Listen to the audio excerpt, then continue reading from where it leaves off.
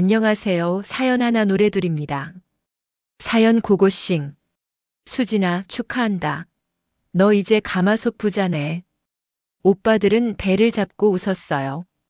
아버지의 유언장엔 제 이름 옆에 딱 한 줄이 적혀 있었거든요.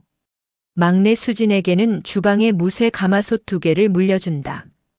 큰 오빠와 둘째 오빠는 각각 30억대 빌딩과 현금을 받았는데 30년 동안 아버지를 모신 제게 돌아온 건 낡은 가마솥 2개뿐이었어요. 고물상 가면 삼겹살 값은 나오겠다. 부엌대기 동생한테는 딱 어울리는 유산이네. 오빠들의 조롱소리가 귓가에 맴돌았어요. 저는 그 무거운 가마솥을 끌어안고 울었는데 30년이 이렇게 끝나는 거구나 싶었어요. 그런데 1년 후였어요. 빚더미에 앉은 오빠들이 제 앞에 무릎을 꿇었어요. 수진아, 제발. 우리 좀 살려줘. 제 손에는 은행 통장이 들려 있었는데 거기엔 상상도 못할 숫자가 적혀 있었어요. 아버지가 그 낡은 가마솥 속에 숨겨두신 건 단순한 무쇠가 아니었거든요. 30년 동안 제가 매일 닦았던 그 검댕 밑에 제 인생을 완전히 바꿀 비밀이 숨어 있었어요. 저는 김수진이에요. 강원도 깊은 산골에서 태어나 올해로 55이 되었어요. 손등에는 화상 자국이 가득하고 손가락 마디는 굵어서 반지 하나 제대로 끼울 수가 없어요. 사람들은 제 손을 보고 놀라곤 하는데 여자 손이 아니라고들 하거든요. 새벽 4시면 저는 일어나서 차갑고 고요한 공기를 가르며 부엌으로 향했어요. 그곳엔 제 인생과 같은 무쇠 가마솥 2개가 기다리고 있었는데 밤새 식은 솥을 다시 달구는 일부터 하루가 시작되었거든요. 수진아, 불 좀 더 세게 떼라. 콩이 덜 익으면 두부가 제대로 안 되잖아. 아버지는 그렇게 말씀하시곤 했어요. 건강하셨을 때의 일이에요. 아버지는 이 두부집을 30년 넘게 운영하셨는데 동네에서 소문난 맛집이었거든요. 서울에서도 손님들이 찾아올 정도였어요. 저는 25세 이 집으로 돌아왔어요. 대학도 못 갔는데 큰오빠와 둘째 오빠가 대학을 다니느라 집안 형편이 어려웠거든요. 아버지는 미안해 하셨어요. 수진아, 미안하다. 오빠들이 졸업하면 내 차례야. 조금만 기다려라. 하지만 기다림의 끝에 온 건 대학이 아니었어요. 아버지의 병이었죠. 처음엔 작은 건망증이었는데 물건을 어디 뒀는지 잊어버리시는 정도였어요. 그러다 점점 심해지셔서 손님 얼굴을 못 알아보시고 길을 잃어버리시고 급기야 밤낮을 구분하지 못하셨거든요. 아버지, 저예요. 막내 수진이에요. 수진? 우리 딸 수진이가 어디 갔지? 학교 갔나? 그렇게 아버지는 제가 어린아이였던 시절에 갇혀버리셨어요. 형님, 아버지 요양원에 모시는 게 어때요? 집에서 돌보기엔 너무 힘들잖아요. 둘째 오빠 경수가 그렇게 말했는데 큰오빠 진태도 고개를 끄덕였어요. 그래, 요양원이 전문적이잖아. 수진이 내가 혼자 감당할 수 있겠어? 그 말을 듣는 순간 저는 알았어요. 오빠들은 도울 생각이 없다는 것을요. 아니에요. 제가 모실게요.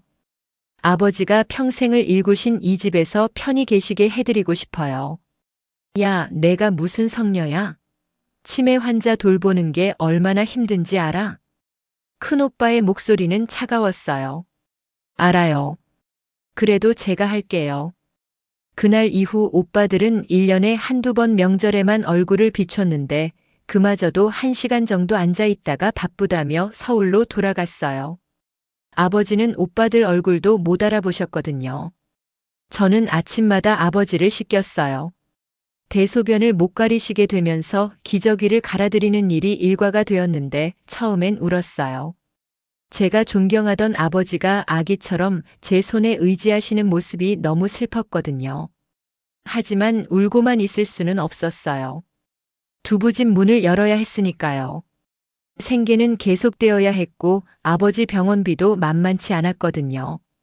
아버지를 방에 모셔놓고 저는 다시 가마솥 앞에 섰어요.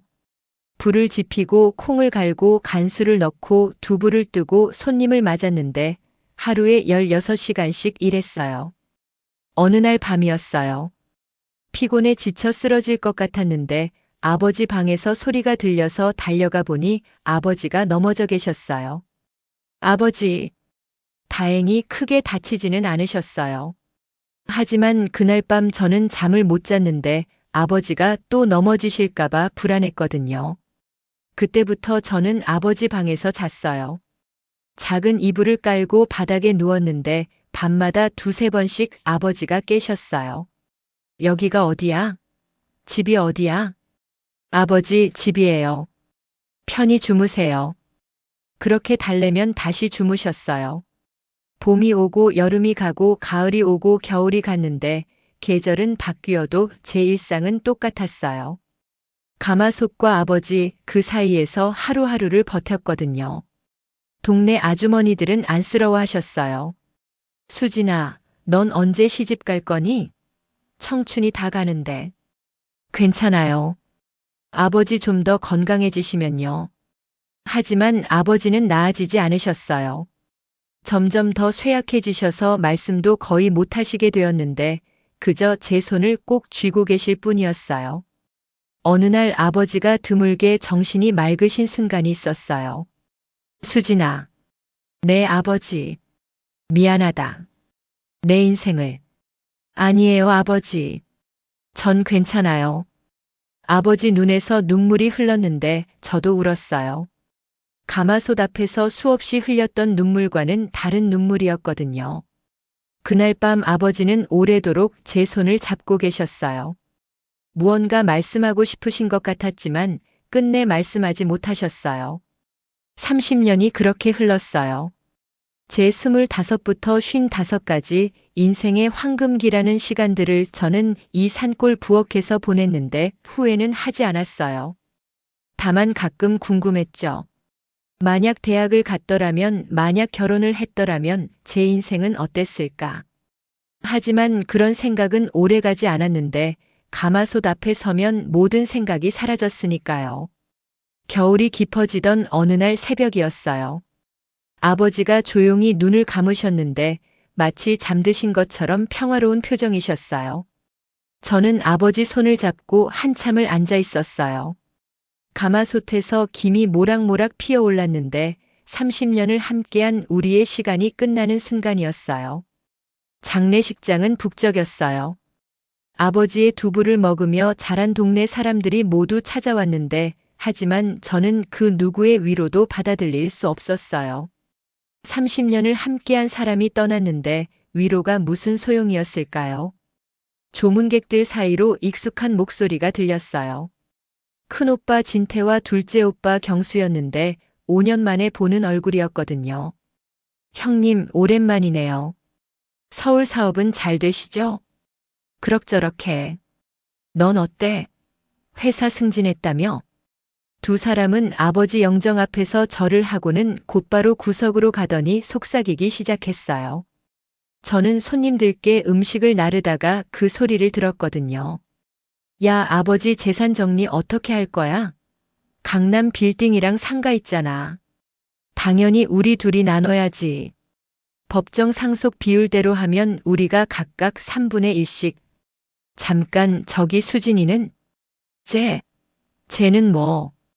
평생 여기서 먹고 자고 했으니까 충분히 받은 거 아니야? 손에 들고 있던 쟁반이 덜컹거렸어요. 저는 아무 말 없이 그 자리를 떠났는데 울면 안 된다고, 아버지 장례식에서만큼은 의연해야 한다고 스스로를 다독였어요. 3일장이 끝나고 변호사가 찾아왔어요.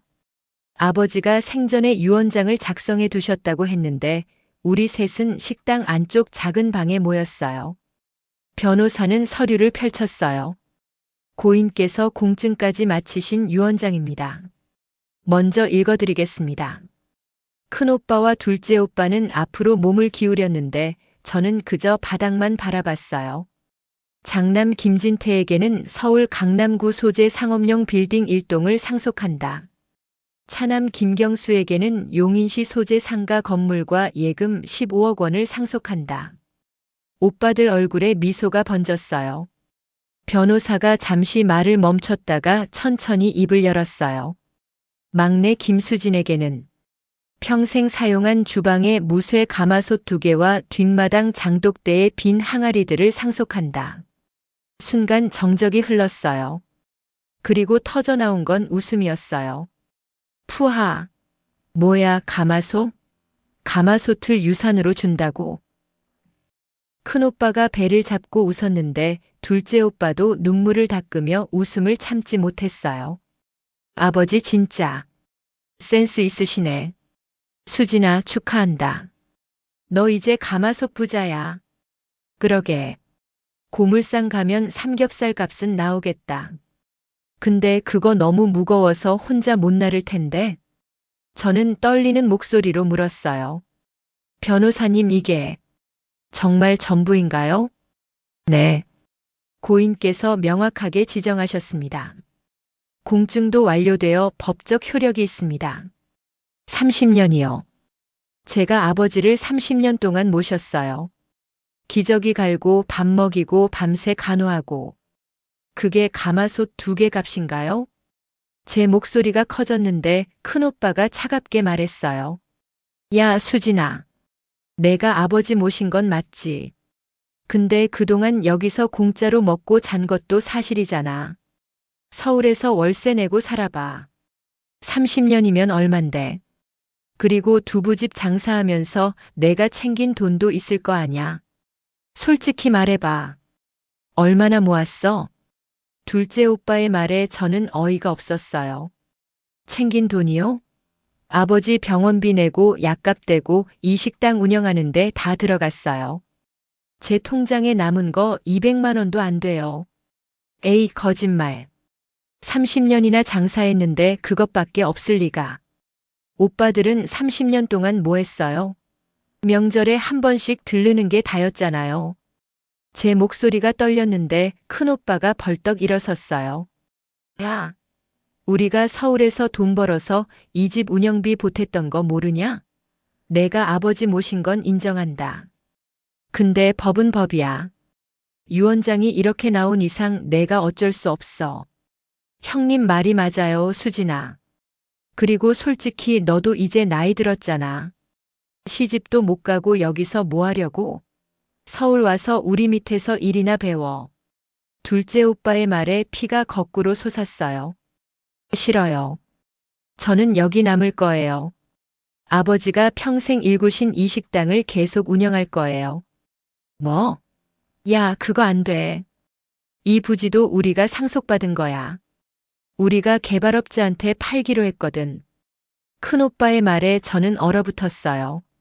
무슨 소리예요? 이 식당을요? 이미 계약금 받았어. 한 달 안에 비워야 해. 수진아, 미안하지만 너도 나가야 돼. 세상이 무너지는 것 같았어요. 여기가 제 집이에요. 제가 30년을 산 곳이라고요. 법적으로는 우리 거야. 유언장 받잖아. 넌 가마솥만 받았어. 변호사가 조용히 끼어들었어요. 실례지만 건물과 토지는 장남과 차남에게 상속되었습니다. 수진 씨는 그저 동산인 가마솥과 항아리만 받으셨습니다. 저는 주저앉았어요. 30년이 가마솥 2개로 정리되는 순간이었거든요. 그날 밤 오빠들은 서울로 돌아갔는데 저는 텅 빈 식당에 혼자 남아서 가마솥이 놓인 부엌으로 걸어갔어요. 시커먼 솥이 저를 바라보고 있었어요. 저는 그 앞에 무릎을 꿇고 목 놓아 울었어요. 아버지, 어떻게 이러실 수 있어요? 제가 뭘 잘못했어요? 가마솥은 대답이 없었는데 그저 차갑고 무거울 뿐이었어요. 일주일 후 용역 직원들이 찾아왔어요. 아줌마, 한 달 안에 나가기로 했다면서요?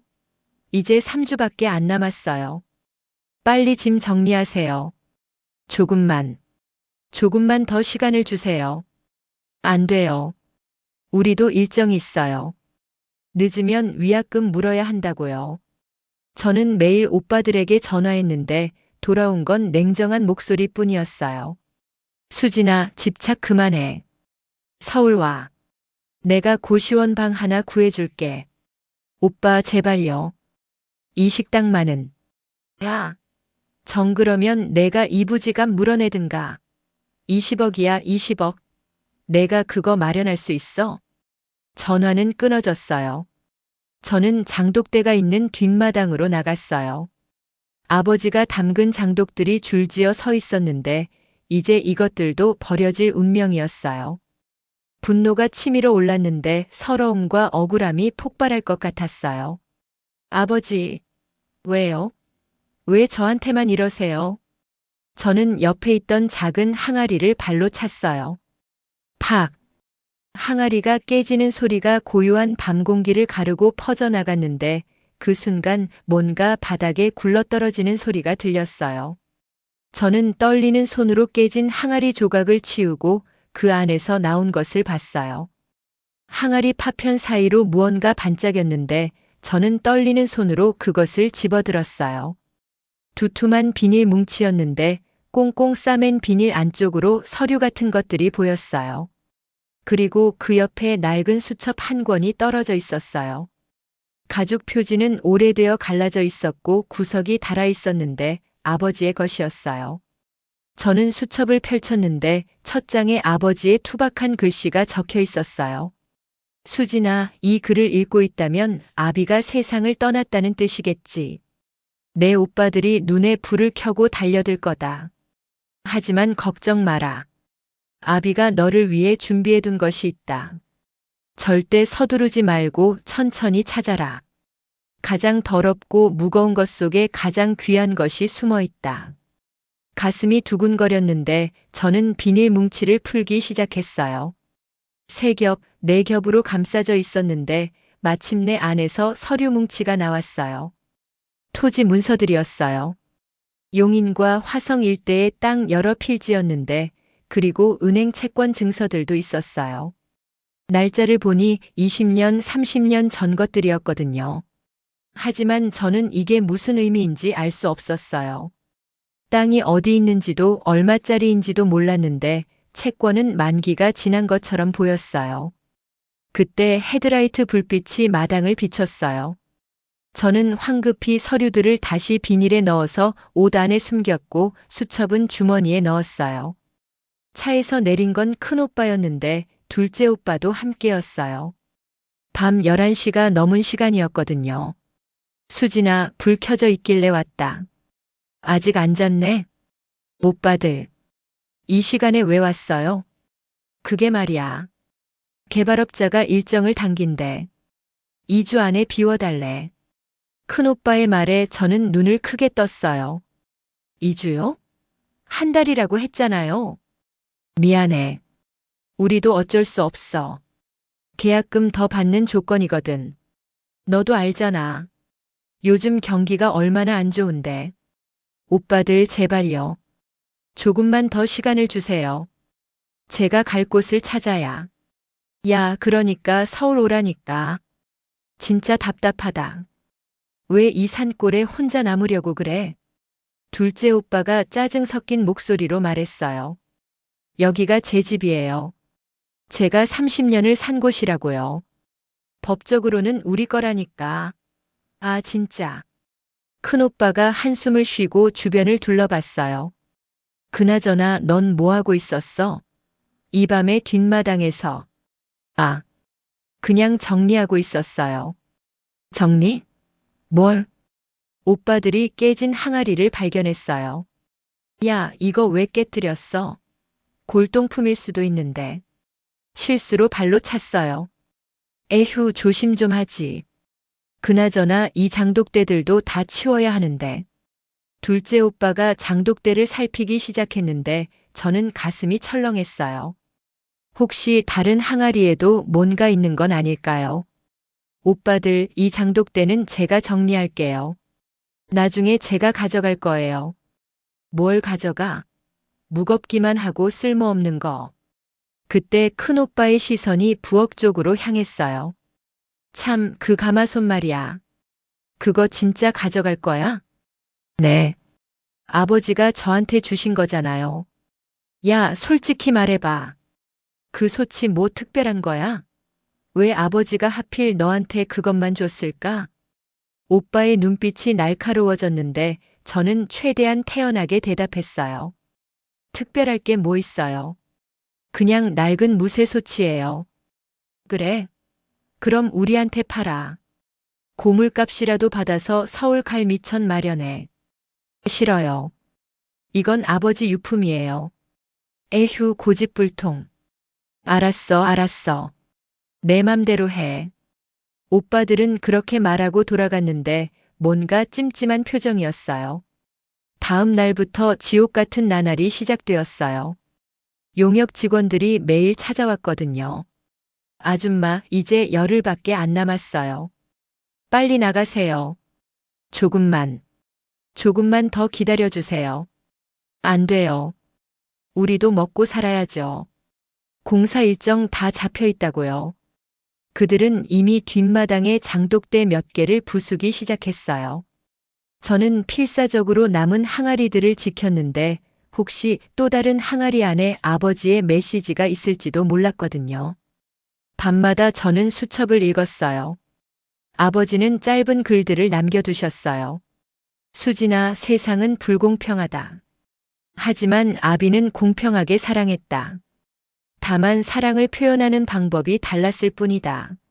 내 오빠들은 겉으로 빛나는 것만 원한다. 하지만 너는 다르다. 너는 숨겨진 가치를 알아보는 아이다. 가장 더럽고 무거운 것을 두려워 마라. 그 속에 진실이 있다. 수수께끼 같은 말들이었는데 저는 그 의미를 곱씹었어요. 가장 더럽고 무거운 것.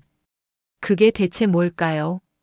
일주일이 지났는데 용역 직원들은 이제 집안까지 들어와 측량을 시작했어요. 아줌마, 정말 마지막이에요. 3일 안에 안 나가시면 강제 집행 들어갑니다. 저는 가마솥 앞에 서서 그들을 막았어요. 이것만은 안 돼요. 제가 꼭 가져가야 해요. 그럼 빨리 가져가세요. 뭐하러 여기 앉아 계세요? 하지만 저는 갈 곳이 없었어요. 가마솥을 가져갈 곳도 제가 머물 곳도 없었거든요. 그날 밤 저는 다시 수첩을 폈는데 마지막 장에 적힌 글이 눈에 들어왔어요. 수진아, 내가 30년간 닦은 그것을 끝까지 닦아라. 재를 털어내고 검댕을 벗겨내고 끝까지 문질러라. 그러면 아비가 너를 위해 숨겨둔 것을 볼 수 있을 것이다. 30년간 닦은 것. 가마솥이었어요. 저는 벌떡 일어나 부엌으로 달려가서 가마솥을 바라봤어요. 시커먼 솥. 30년 동안 매일 닦았지만 언제나 검댕이 묻어있던 솥이었거든요. 혹시 이 검댕 밑에 뭔가 있는 건 아닐까? 저는 수세미를 집어들고 미친 듯이 솥 표면을 문지르기 시작했어요. 검은 물이 흘러내렸는데 하지만 30년 묵은 검댕은 쉽게 벗겨지지 않았어요. 이게 아버지가 말씀하신 거라면 저는 밤새도록 솥을 닦았어요. 손이 부르트고 팔이 저려왔는데 하지만 멈출 수 없었어요. 동이틀 무렵 솥 표면 일부에서 검댕이 벗겨지기 시작했는데 그 밑에서 희미하게 다른 색깔이 보이기 시작했어요. 무쇠의 검은색이 아니었어요.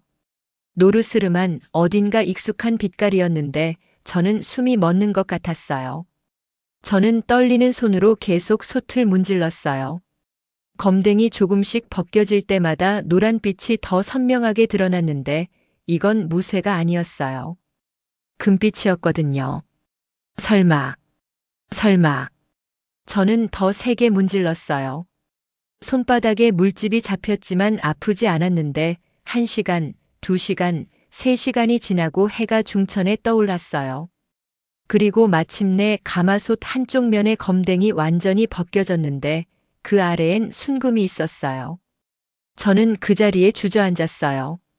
30년 동안 제가 닦았던 가마솥이 무겁다고 낡았다고 생각했던 그 솥이 금으로 만들어진 것이었는데 아니, 정확히는 금 위에 얇은 무쇠를 씌워 만든 것이었어요. 아버지가 왜 유언장에 가마솥을 적으셨는지 이제야 알 것 같았어요. 저는 다시 수첩을 펼쳤는데 중간 페이지에 적힌 글이 눈에 들어왔어요. 수지나 아비가 젊었을 때 금광에서 일했다. 그때 모은 금이 있었다. 하지만 그걸 그대로 두면 내 오빠들이 찾아낼 것 같았다.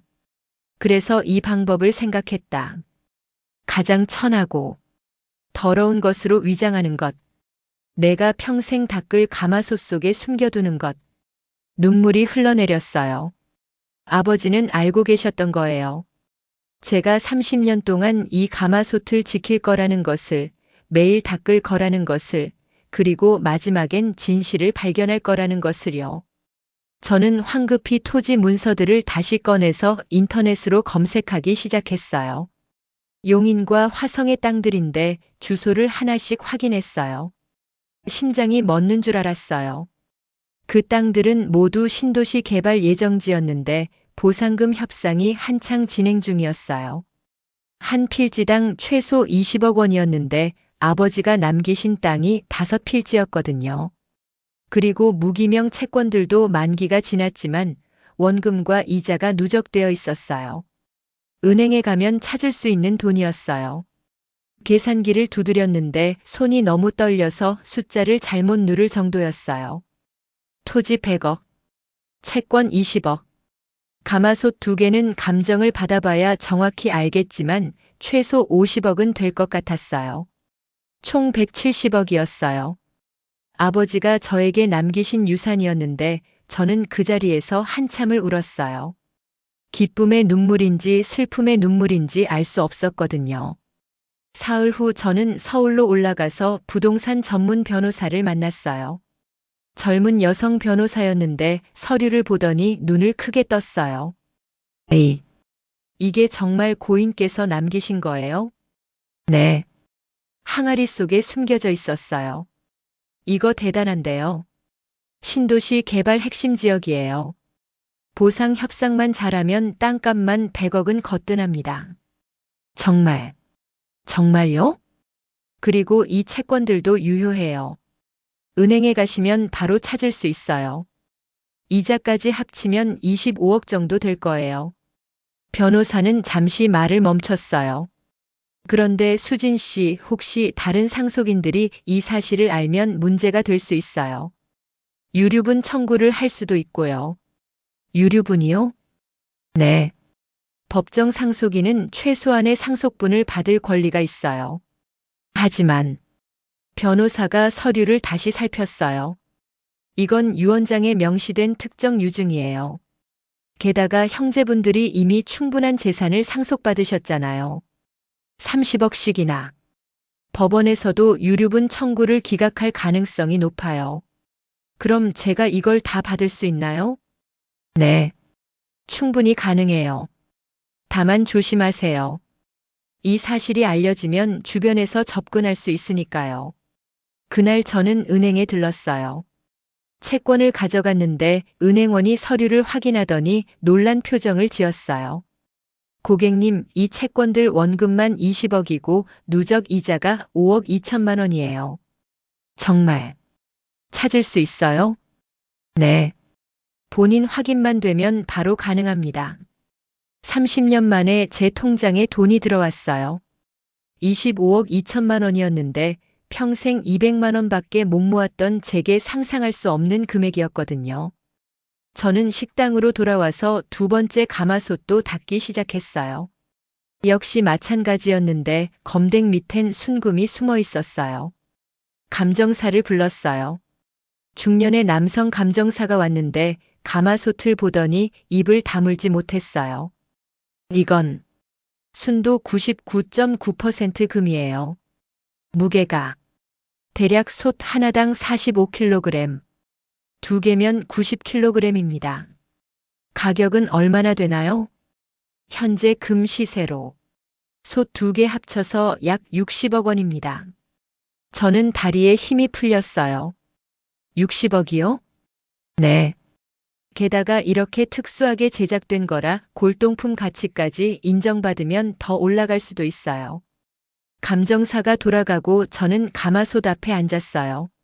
30년 동안 매일 닦았던 이 솥이, 무겁다고 낡았다고 투덜댔던 이 솥이 제 인생을 바꿔놓을 줄은 꿈에도 몰랐거든요. 그런데 문제가 생겼어요. 다음 날 큰오빠에게서 전화가 왔어요. 수진아, 내가 요즘 서울 왔다 갔다 한다며? 뭐 하러 다니는 거야? 그냥 개인적인 일이 있어서요. 혹시 그 가마솥 때문이야? 야, 너 그거 팔았어? 목소리가 날카로웠는데 저는 침착하게 대답했어요. 아니에요.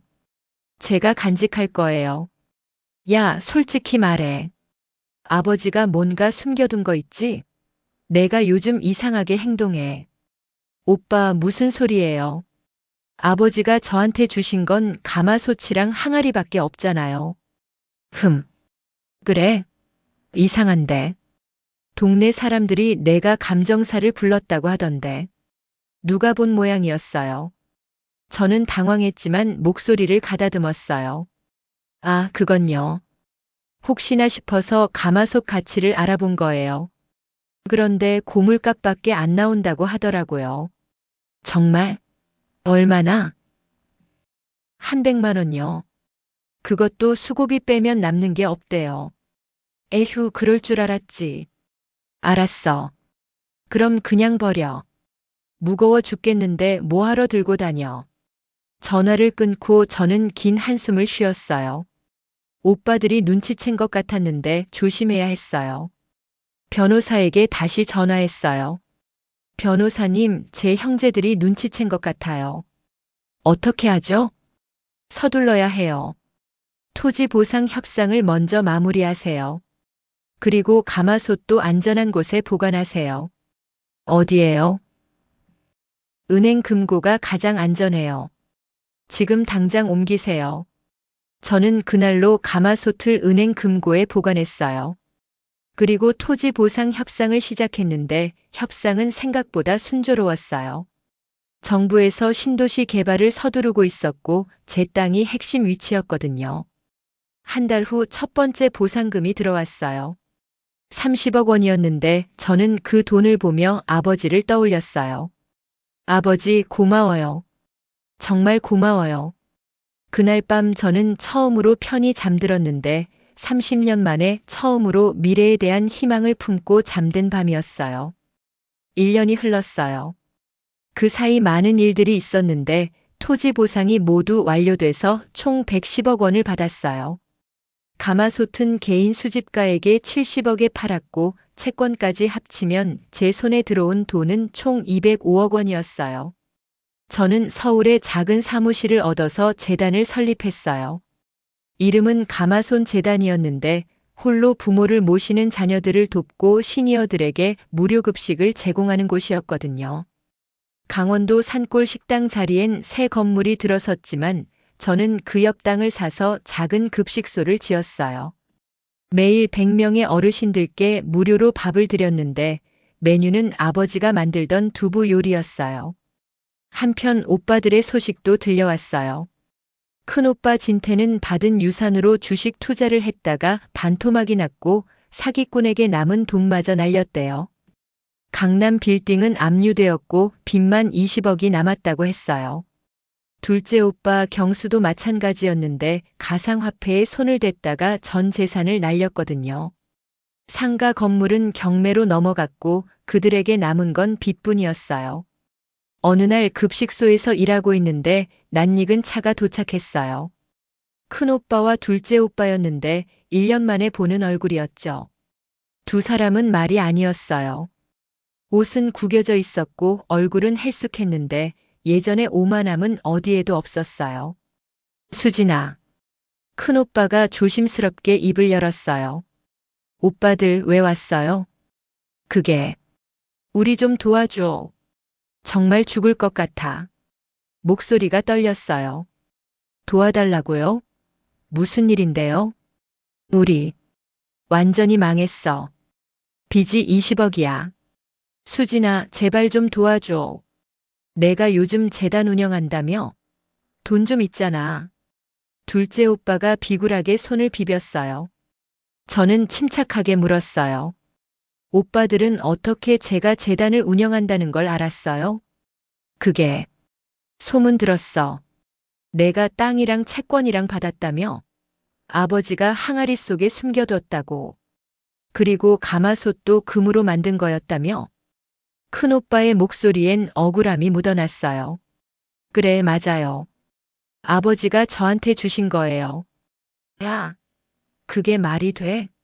우린 고작 30억씩 받았는데 넌 200억 넘게 받은 거잖아. 이건 불공평해. 둘째 오빠가 소리를 질렀어요. 저는 찬찬히 그들을 바라봤어요. 오빠들 1년 전 기억나요? 제가 받은 게 뭐였죠? 그게 가마솥이랑 항아리. 맞아요. 오빠들이 뭐라고 했죠? 고물상에 팔면 삼겹살 값은 나오겠다고 했잖아요. 부엌대기 동생에겐 고물이나 줘라고 비웃었잖아요. 그건 우리가 몰라서 그랬어. 우리도 아버지가 그렇게 숨겨뒀을 줄 몰랐다고. 몰랐다고요? 오빠들은 아버지가 돌아가시기 전 5년 동안 한 번도 안 찾아왔어요. 명절에 1시간씩 들렀다가 바쁘다고 떠났잖아요. 그런 오빠들이 어떻게 알았겠어요? 제 목소리는 차분했지만 단호했어요. 수진아, 그래도 우리가 남이냐? 피를 나눈 형제잖아. 큰오빠가 다급하게 말했어요. 형제라고요? 오빠들이 저를 형제로 생각한 적이 있나요? 저는 오빠들 눈에 그냥 부엌대기였잖아요. 아버지 수발이나 들고 두부나 만드는. 미안해. 우리가 잘못했어. 그러니까 제발 좀 도와줘. 둘째 오빠가 무릎을 꿇었어요. 저는 그 모습을 보며 아무 감정도 느껴지지 않았는데 연민도 분노도 아니었어요. 그저 텅 빈 허전함 뿐이었죠. 오빠들 여기 앉으세요. 들려드릴 게 있어요. 저는 그들을 작은 사무실로 안내해서 오래된 녹음기를 꺼냈어요. 이게 뭔데? 아버지가 돌아가시기 한 달 전에 녹음하신 거예요. 들어보세요. 저는 재생 버튼을 눌렀어요. 잡음이 섞인 목소리가 흘러나왔는데 아버지의 목소리였어요. 진태야, 경수야. 이 녹음을 듣고 있다면 너희가 수진이 재산을 탐내고 있다는 뜻이겠지. 아비로서 실망스럽구나. 너희는 평생 겉으로 빛나는 것만 쫓았다. 돈, 명예, 체면. 하지만 정작 중요한 건 보지 못했지. 내 옆에 있는 사람, 너를 위해 희생하는 사람을 말이다. 수진이는 30년 동안 나를 모셨다. 대학도 못 가고 결혼도 못 하고 청춘을 다 바쳤다. 그 아이가 불평 한마디 한 적이 있더냐? 없었다. 그저 묵묵히 가마솥을 닦고 나를 돌봤지. 오빠들의 얼굴이 창백해졌어요. 너희는 그런 동생을 부엌대기라고 불렀다. 내가 다 들었다. 장례식 때 구석에서 재산 나누는 이야기하던 것도 다 들었다. 그래서 결심했다. 너희에겐 겉으로 빛나는 것을 주고 수진이에겐 진짜 가치 있는 것을 주기로. 가마솥은 무겁고 더럽다. 30년 동안 검댕이 묻어 있다. 하지만 그 안에 진실이 있다. 그걸 끝까지 닦을 사람은 수진이밖에 없다는 걸 나는 알았다. 너희 같은 게으른 놈들은 절대 그 무거운 솥을 닦지 않을 거라는 것도 알았지. 큰오빠가 고개를 떨구었어요. 진태야, 경수야. 너희가 받은 30억도 적지 않다. 그걸 잘 관리했으면 평생 편히 살 수 있었을 거다. 하지만 너희는 욕심을 부렸고 결국 다 날렸구나. 그게 너희 인생이다. 수진아, 내가 이 녹음을 틀어주고 있다면 오빠들이 너한테 손 벌리러 온 거겠지. 딸아, 내 마음대로 해라. 도와주든 안 도와주든 그건 내 선택이다. 하지만 명심해라. 내 인생은 내 것이고 내가 받은 재산은 내가 30년 동안 흘린 땀의 대가다. 누구에게도 미안해할 필요 없다. 마지막으로. 수진아, 아비가 미안하다. 내 청춘을 다 빼앗아서. 하지만 내가 있어서 아비는 행복했다. 사랑한다, 내 딸. 녹음이 끝났어요. 사무실엔 침묵만 흘렀는데 큰오빠가 먼저 울음을 터뜨렸어요. 아버지, 죄송합니다. 둘째 오빠도 고개를 숙인 채 어깨를 떨었어요. 저는 그들을 바라보며 입을 열었어요. 오빠들, 저는 도와드릴 수 없어요. 수진아, 대신 조건을 드릴게요. 제 급식소에서 1년간 봉사하세요. 매일 어르신들 밥상 나르고 설거지하고 청소하세요. 그 1년이 끝나면 5억씩 드릴게요. 빚 갚고 새 출발하는 미천으로 쓰세요. 두 오빠는 눈을 크게 떴어요. 정말, 정말이야? 네. 하지만 중간에 포기하면 한 푼도 없어요. 1년을 채워야 해요. 알았어. 하마 할게. 그날부터 오빠들은 급식소에서 일하기 시작했는데 처음엔 서툴렀어요. 무거운 솥을 들지 못해 넘어지기도 하고 설거지 중에 그릇을 깨기도 했죠. 하지만 시간이 지나며 달라졌는데 어르신들과 이야기 나누고 웃고 함께 밥을 먹었거든요. 그들의 얼굴에 예전의 오만함은 사라지고 온화함이 자리 잡았어요. 1년 후 약속대로 저는 오빠들에게 5억씩 주었어요. 수진아, 고맙다. 그리고 진심으로 미안해. 큰오빠가 고개를 숙였어요. 나도 정말 미안해. 내가 얼마나 힘들었을지 이제야 알겠어. 괜찮아요, 오빠들. 이제 새로 시작하세요. 오빠들은 그 돈으로 작은 식당을 차렸는데 메뉴는 아버지가 만들던 두부 요리였어요. 제가 레시피를 가르쳐 줬거든요. 지금 저는 가마솥 재단을 운영하며 바쁜 나날을 보내고 있어요. 전국 20곳의 급식소를 운영하고 매달 1000명의 어르신들을 돕고 있거든요. 가끔 옛날 산골 식당 자리를 찾아가는데 그곳에 세운 급식소에서 어르신들과 밥을 먹어요. 메뉴는 언제나 아버지의 두부 요리예요. 아버지, 잘 지내고 계시죠? 덕분에 저 이렇게 잘 살고 있어요. 제 손에는 더 이상 검댕이 묻어 있지 않아요. 화상 자국도 많이 옅어졌는데 하지만 저는 그 자국들이 사라지길 바라지 않아요. 그것은 제가 30년을 살아온 증거니까요. 가마솥 앞에서 흘린 땀의 흔적이니까요. 저는 오늘도 깨끗하게 닦인 솥에 밥을 지어서 그 밥을 어르신들께 나눠드려요. 가마솥은 이제 제게 고물이 아니에요. 아버지의 사랑이고 제 인생의 보물이거든요. 그리고 그 가마솥 안에는 이제 따뜻한 밥과 사랑만이 가득해요. 시청해주셔서 감사합니다. 구독, 좋아요, 알림 설정 해주세요. 오늘의 노래 유튜브에 인순이 마이너스 아버지 마이너스 검색.